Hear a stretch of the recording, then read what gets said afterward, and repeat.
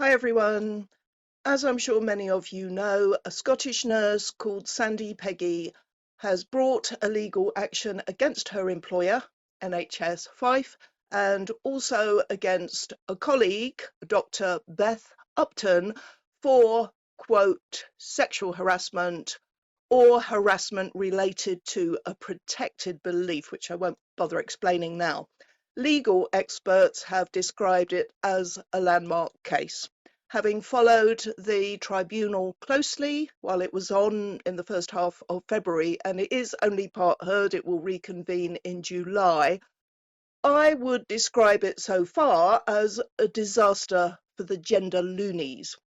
Now, the sources I use in this video are on a page dedicated to Sandie Peggie that I've added to my website at peaktrans.org, Sandie-Peggie. Beth Upton is a junior doctor who had apparently started calling himself a woman in 2022. There are lots of pre-transition photos of him circulating online, looking very blokey with his beard and wearing sports gear, as well as a photo from his wedding to a woman, from which I think we can deduce that he is not a gay man. He joined the Accident and Emergency Department at the Victoria Hospital in Kirkcaldy in Fife at the beginning of August 2023. From the tribunal, we heard about 3 occasions over the next few months on which Sandie Peggie encountered this new womany incarnation of Dr. Upton in a locker room that was used as a changing room every day by perhaps 30 women. It has a sign on the door saying female staff only. On the first 2 occasions, Sandie left the locker room and waited in the corridor outside until Upton came out. After the first occasion, she raised the issue about him being a man in a female changing room with her line manager, who in turn sought guidance from the person who is the Human Rights and Equality Lead Officer for NHS Fife. It so happens that on their Facebook page, NHS Fife have helpfully provided some information about this person's role. Her name is Isla, and it quotes her saying, "I am essentially a support aid and advisory role for NHS Fife. For example, if there is an outpatients clinic where staff are not sure what the correct pronouns for someone are, then they will call me for advice." And they've posted this lovely meme, "In a pronoun emergency, call Isla." Now, I'm just kidding about the meme. My husband made that for a laugh. But the rest of it is true, I swear to you. It was still on NHS Fife's Facebook page the last time I looked. Now, whatever your job, how hard can it be to look up the relevant legislation in this case? Even I could manage that. And it says that employers are required to provide single-sex changing areas for employees when they have to wear special clothing for work. Yet Isla's advice was that Upton did have the right to use the female changing room. That advice would appear to be unlawful. Indeed, in the last few days, the Equality and Human Rights Commission, which is Britain's independent regulator on such matters, have publicly reminded the Health Authority that it must comply with the law and provide single-sex changing rooms. But at the time, the only solution offered to Sandie was that she could change elsewhere, in one of the toilet cubicles, for example. Sandie understandably did not appreciate this suggestion. The third occasion we heard about was Christmas Eve 2023, around midnight, when Sandie encountered Upton in the changing room, and according to her testimony, he started to strip off in her presence. She told him she didn't think he should be in there. He made her feel embarrassed and intimidated. Of course, Upton's account differs from Sandie's. During cross-examination, he described it as being confronted and harassed. He wanted an apology for the harassment. He said it was traumatic for him. He was very distressed by it, and by the sound of it, he cried all the way home. And a few hours later, he sent an email to the doctor whose role seems to be to monitor Upton's progress and development in the job, keep an eye on his welfare, etc. Her name is Dr. Kate Searle. And they had a meeting soon after Christmas where they looked at the policy on bullying and harassment and decided what Sandie was guilty of. They also discussed what support he might need.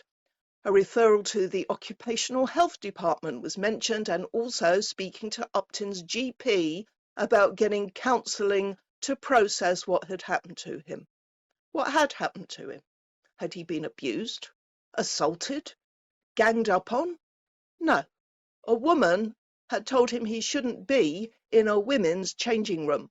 A woman had tried to get him to consider her feelings instead of just his own, for once.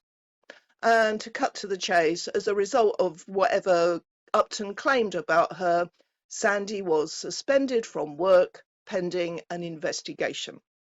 That was without them even hearing her side of the story. And the suspension seemed to go on for months. I lost track of the sequence of events after it started. Now, it is too early to assess just how much damage the case of Sandie Peggie versus NHS Fife and Dr. Beth Upton is doing to the cause of so-called trans rights, meaning, of course, the right to force other people to completely disregard in all circumstances the fact that you are either male or female, whichever one it is, and to have them treat you as if you are a member of the other sex to that which you in fact are. That is in effect what is meant by trans rights. It is the right to force people to go along with someone's fantasy. I think the harm done to the genderist cause by this case will be considerable because of how it exposes gender ideology for what it really is. Upton's strategy was pretty transparent, and for me, it was infuriating and gratifying in about equal measure. His complaint about Sandie detailed 5 incidents, 3 of them in the changing room that I've mentioned, but he also came up with a couple of uncorroborated incidents on the ward about which he alleged that Sandie had not communicated with him as he expected her to or how he wanted her to. I'm not sure how else to put it, except that it seemed Upton was trying to build a case that she has a problem with him, not for the reality of being a man in the female changing room, but for being trans, that she didn't want to be around him even on the wards because he is trans identifying. One of those uncorroborated incidents was unbelievably trivial, and in fact his account was contradicted by a third person who was involved. The other one was potentially much more serious, but because there is no evidence for it and the details Upton gave are so sketchy, he wasn't even sure of the date it had supposedly happened. I'm not going to say anything more about it now, except that Sandie's brilliant barrister, Naomi Cunningham, accused him of inventing it in order to get Sandie removed. Upton, of course, denies this, saying he only wanted to stop the harassment of him. He said, quote, "Other than her bigoted opinions, I have no problems with her being at work." He banged on and on about her harassment and said it wasn't safe to work with her. What? At the tribunal, it was when he was talking about the second incident that I think he gave the first clear indication of his strategy. This was the one in which Sandie quickly put her top back on and left the changing room after he had entered it. Upton told the tribunal that he wondered whether Sandie had an issue with him personally or with trans people generally. He didn't mention the third and most likely possibility. When Sandie's barrister, Naomi, put it to him that he must have known that the reason Sandie had shown by her actions that she didn't want to share a changing room with him was because he's a man, Upton responded that he isn't a man, and he assumed that Sandie's behaviour was because of his trans status, and he really pressed that point, repeating it several times. He would not even contemplate the possibility that it was because he is perceived to be a man by other people, all other people. Everybody can see and hear that he's a man, regardless of whether they admit it to him or even to themselves. I mean, if anyone says they perceive him to be a woman, they are either lying or they are using a redefinition of the word woman to mean anyone who tries to present as feminine or something like that. I don't think Upton did himself any favours by pretending not to understand Sandie's barrister when she used terms like actual woman and literal woman during her questioning of him. He was being, at the very least, willfully obtuse, and everybody can see it.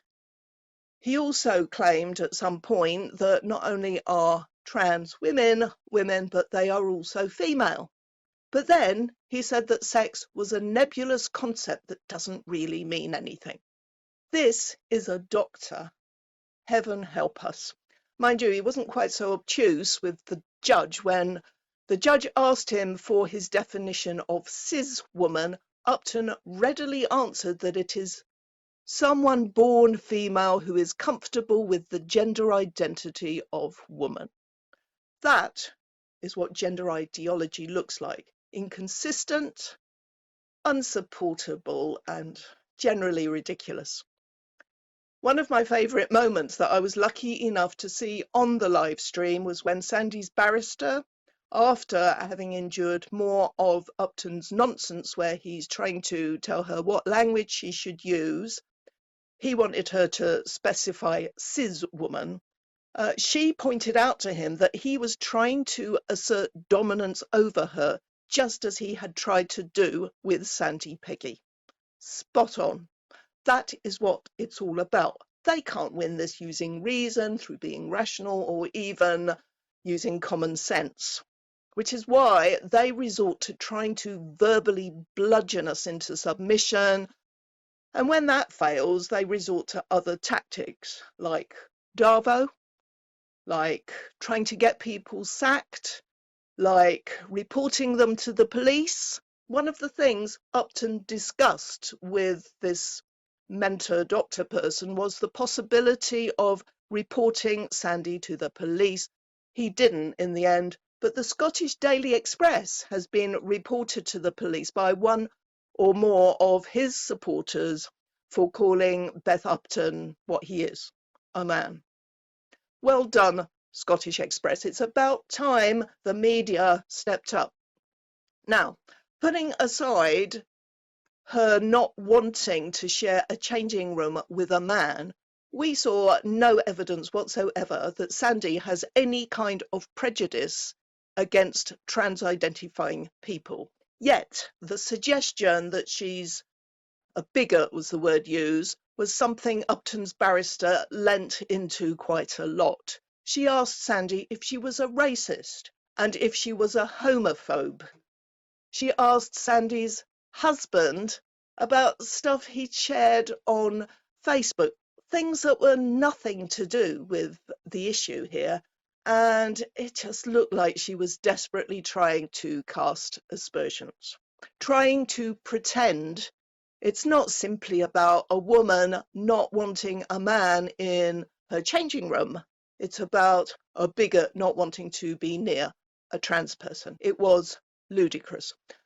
Another tactic Upton used was to refer to his community, which he did a few times, apparently meaning all trans people. He even said to his barrister that this tribunal has been harassment, not just for me, but for all trans people in the country who are just trying to be themselves. Again, that's trying to make it about so-called transphobia, presenting himself as a member of an oppressed minority and casting Sandie in the role of oppressor.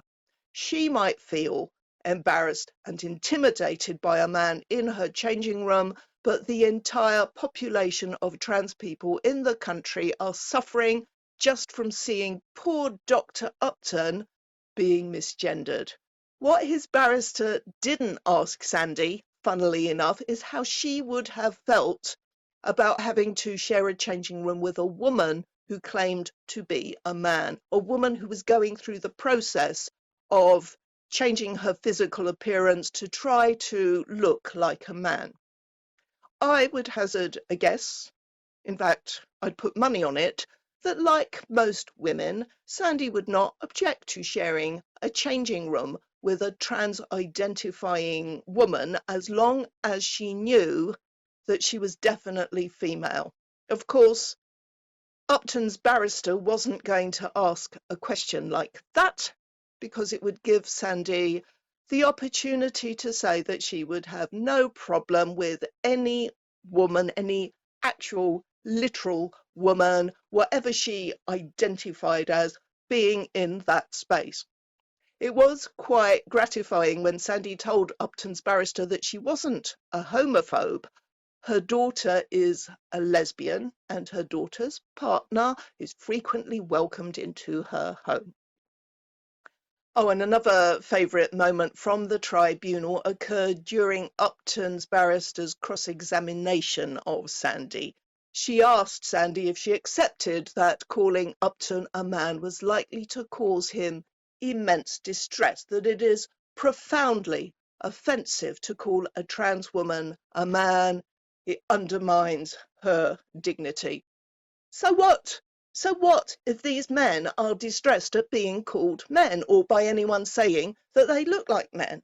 They are men. And like the rest of us, they don't or they shouldn't have the right not to be offended. Why are their feelings so important that we are expected to participate in? Oh, what was it? Naomi, Sandie's barrister said he wanted her to participate in immersive role play. Exactly, to participate in this massive lie and tiptoe around them. Why does their dignity matter so much that we have to abandon our own wish for dignity out of deference to them? Sandie, this is my favourite bit because she's an absolute legend.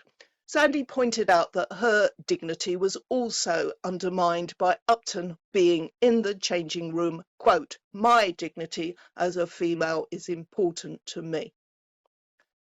What I know about Sandie is that she is a working class woman with a husband, with grown-up children, young adults, with a dog and with 30 years unblemished service as a nurse in that very same hospital, and she just objected to sharing a space that was designated for female staff members with a man. For this, she has been treated like crap by her employers and by some of her clinical colleagues in the horrendous mismanagement of the situation. She has been treated like a pariah, like a criminal who'd done something awful. She was penalised while Upton was treated with kid gloves and pandered to. I seriously wonder how some of those handmaids, those women who were responsible for her treatment, sleep at night. What I know about him is that his father is a professor, his stepfather is a bishop, his mother is a cleric of some sort too, so a solidly middle-class background. His age is roughly the same as Sandie's entire career. He's about 30.